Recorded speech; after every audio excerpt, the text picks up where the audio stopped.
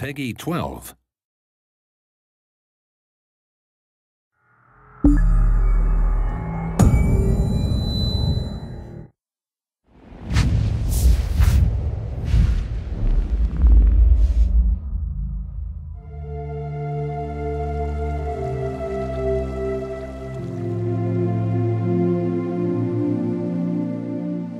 With the Elder Scrolls Online, we're bringing two different groups of players together. We got the Elder Scrolls crowd, which is used to great games like Skyrim and Oblivion and Morrowind and the older games. And then we have the MMO crowd, which is used to all the great MMOs from the last 15 years. We're bringing them all together into one great game, and we're really excited to tell you about it.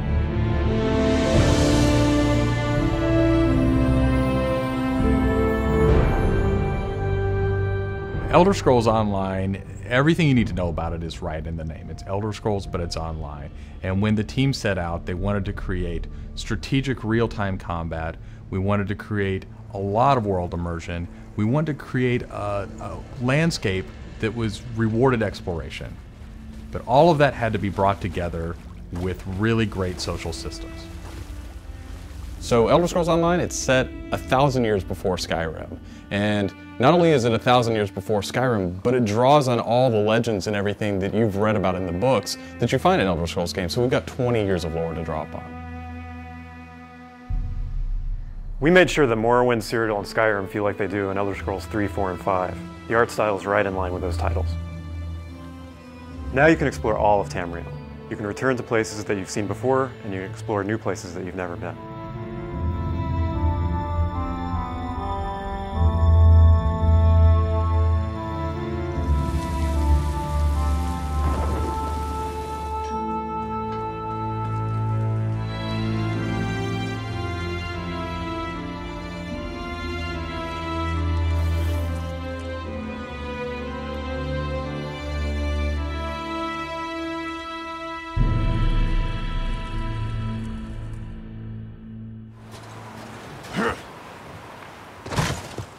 This is an Elder Scrolls combat system.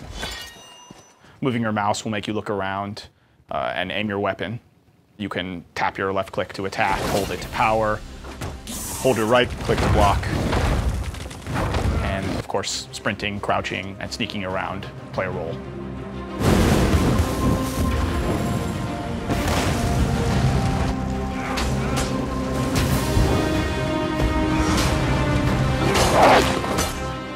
All of our characters are designed so that hundreds of them can be on screen at one time. You're going to have lots of customization options to make your character look unique. You'll find Dwarven armors, Daedric armors, Elven armors, basically all the types of armor styles and customization options that you expect from an Elder Scrolls game and the Elder Scrolls lore. By far the worst experience of any online game is at its launch when you're trying to find your friends. You can't find people, you create a character on one shard and then you find out everyone else is on another shard and you have to move. That experience is not good. So we are not going to have shards. We have a technology we call Mega Server where all players are on one server. So all your friends are right there, you just create a character, you click play and you go. The game is smart about where to put you. They put you in game spaces with your friends, with your guildmates. It's a way to be connected with everyone and the game figures out where to put you. So with Elder Scrolls Online, one of the big things is that you'll be able to get together with your friends and overcome obstacles. So things like public dungeons, heroic dungeons, but most importantly, when you participate with your friends or even just with strangers, you're not competing for resources. You're all working together to overcome something and you get equal credit for that. As a player, you're able to start off by picking one of 9 races. You'll be able to pick a class, so that's just the start though.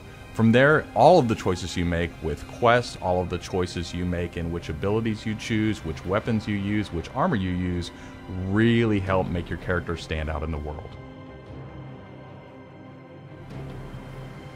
The basis for the customization system in Elder Scrolls Online is that you can use whatever weapon or armor type you actually want to use.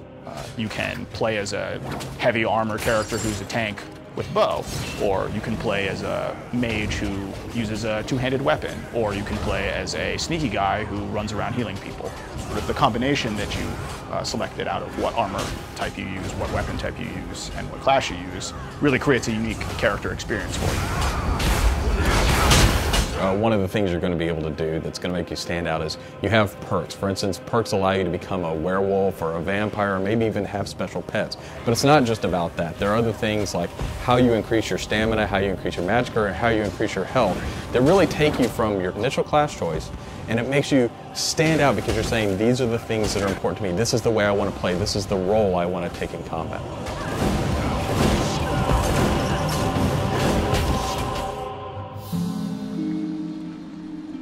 Questing in Elder Scrolls Online was built around a pretty simple concept, and that was that we wanted the player to explore.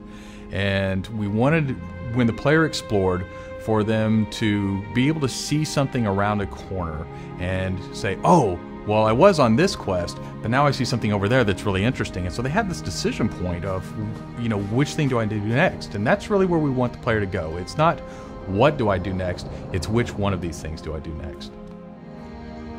The way a player finds quests in our game is really through exploration. As they wander around the world, we have an on-screen compass, and that really points out the areas of opportunity or points of interest to the player.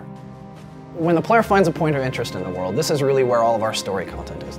And they're an opportunity for the player to make a change in the world. And a really good example of that is there's a werewolf invasion. When the player gets there, they fend off the werewolf invasion, they save the town, and every time you come back to that village, you'll be remembered and thanked by the villagers. The werewolves will be gone just like you would have in Oblivion as the hero of Clutch. Once you hit level 50, that's really where the game opens up.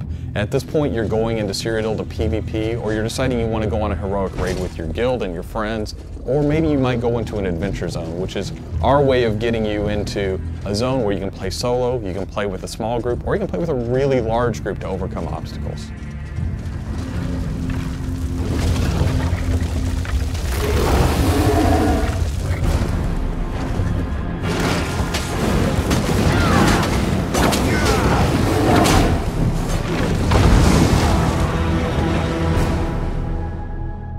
PvP in Elder Scrolls Online is focused around taking various structures in Cyrodiil.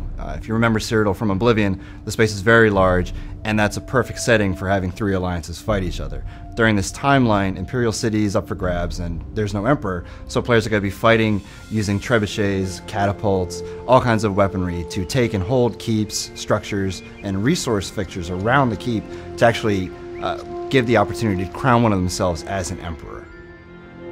It's really important to us that, PvP isn't just a veteran game. It's got to be something that people can do from the very beginning, because you want to be comfortable in getting into this. So we make sure that everybody is on equal footing. So even at level 10, you can go into our PvP area and really have a great experience and a good time.